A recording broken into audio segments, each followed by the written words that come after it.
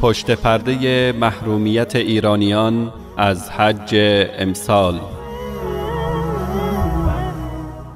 تاریخ حج از آن روزی که حضرت ابراهیم خلیل علیه السلام در بین خلائق ندا و اذن فی الناس بالحج را سر دادند تا به امروز همواره مهد امنیت بوده است، جز در سال 317 هجری که شیعیان قرمطی 30,000 حاجی بیت الله الحرام را سر بریدند و مرداد 1365 و 1366 و تیر ماه 1368 که سربازان بیت رهبری ایران با آشوب و انفجار فضای حج را بحرانی کردند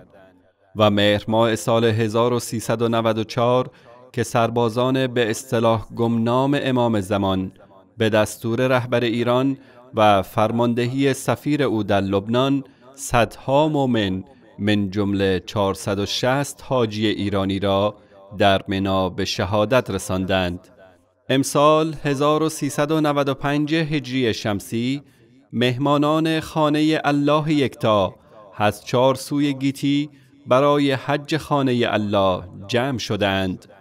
و تنها کشوری که به عاشقان و شیفتگان خانه الله اجازه ادای فریضه حج را نداده ایران است. 5 شعبان 1437 هجری قمری مصادف با 25 اردیبهشت 1395 وزارت حج عربستان سعودی اعلام داشت که خدمت مهمانان خانه الله را مسئولیت و وظیفه خود می‌داند و بدین منظور و بنا به برنامه هر ساله خود مسئولین حج کشورهای اسلامی را برای ترتیب و نظم امور حج دعوت نمود و از آنجا که پس از حمله اوباش ولایت فقیه به سفارت عربستان و تخریب و آتش زدن آن در شنبه 12 دی ماه 1394 هجری شمسی این کشور در ایران سفارتی ندارد، برای سعید اوحدی به عنوان مسئول سازمان حج و زیارت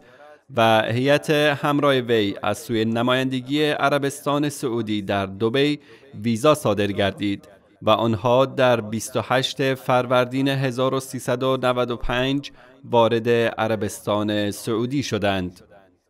برخلاف مسئولان تمام کشورهایی که حضور به هم رسانده بودند، هیئت ایرانی به کلی فاقد صلاحیت بود و از امضای توافقنامه سر باز زد تا از مراجع بالاتر خود دستور بگیرد. هیئت ایرانی پس از بازگشت به کشور با مراجع و سردمداران نظام ولایت فقیه دیدار کرده، جهت ابلاغ شرط و شروط خود به مقامات عربستان بار دیگر راهی آن کشور شد. دولت عربستان سعودی به نحو احسن از آنها پذیرایی نمود و این هیئت ایرانی بعد از ادای مناسک عمره در روزهای 18 و 19 شعبان با مقامات مسئول عربستان سعودی دیدار داشته و آنچه را که به آنها املا شده بود به عرض همتایان عربستانی خود رساندند. این شروط عبارت بودند از: 1. روادید حجاج ایرانی از داخل کشور صادر شود. 2. بازنگری در بحث حمل و نقل هوایی حجاج و تغییر تقسیم آن بین هواپیمایی سعودی و هواپیمایی ایران که مخالف عرف بین المللی است. 3. گنجاندن بندی در توافقنامه که به حجاج ایرانی امکان برگزاری دعای کمیل و مراسم براءت از مشرکین و امثال آن را می‌دهد، در حالی که این تجمعات در عبور و مرور حجاج خلل ایجاد می‌کند. 4. اعطای نمایندگی دیپلماتیک دو طرفه ایران و عربستان به سفارت کشور سوئیس با هدف مدیریت نیازهای حجاج و انجام هماهنگی‌های لازم در این زمینه. برخلاف توقع هیئت ایرانی و بیت رهبری که از دور نمایندگان ارسالی خود را کنترل می‌کردند، عربستان سعودی تمامی شرطهای آنها که در حقیقت بهانه‌ای جهت بدنام کردن سعودی بیش نبود را پذیرفت اما هیئت ایرانی با وجود آنکه هیچ بهانه‌ای برای عدم امضای توافقنامه نداشت، صبح 9 خرداد سال 1395 بدون امضای توافقنامه به ایران بازگشت. در پی آن وزارت حج و عمره عربستان که از سوی سران کشور دستور دارد جهت ارائه خدمات و برپایی مناسک حج به بهترین صورت با تمامی کشورها همکاری کند، طی بیانیه اعلام داشت که دولت ایران در مقابل الله متعال و ملت ایران مسئول محروم داشتن حاجیان ایرانی از فریضه حج است. در پی این بیانیه نماینده ولی فقیه در امور حج و زیارت حجت الاسلام سید علی قاضی عسکر بنا به گزارش پایگاه اطلاع رسانی حج به دروغ مقامات عربستان را مانع حج حاجیان ایرانی معرفی نمود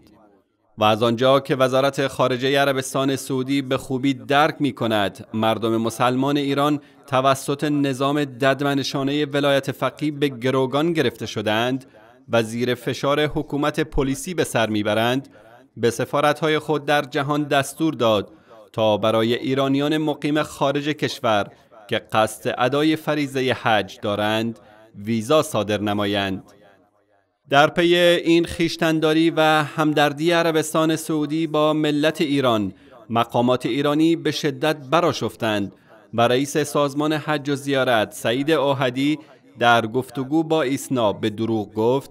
در مذاکرات حج دولت عربستان حاضر نشد تا راهکارهای تأمین و تضمین امنیت در قرارداد دو طرفه لحاظ شود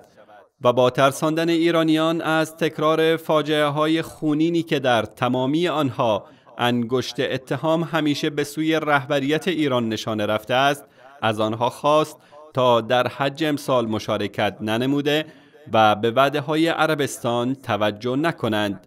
چرا که امکان صدور ویزا برای اتباع ایرانی وجود ندارد و با لهجه تهدیدآمیز افزود اتباع ایرانی در صورت رفتن به حج باید آگاه باشند که در چنین شرایطی با معضل و موانع جدی مواجه خواهند شد.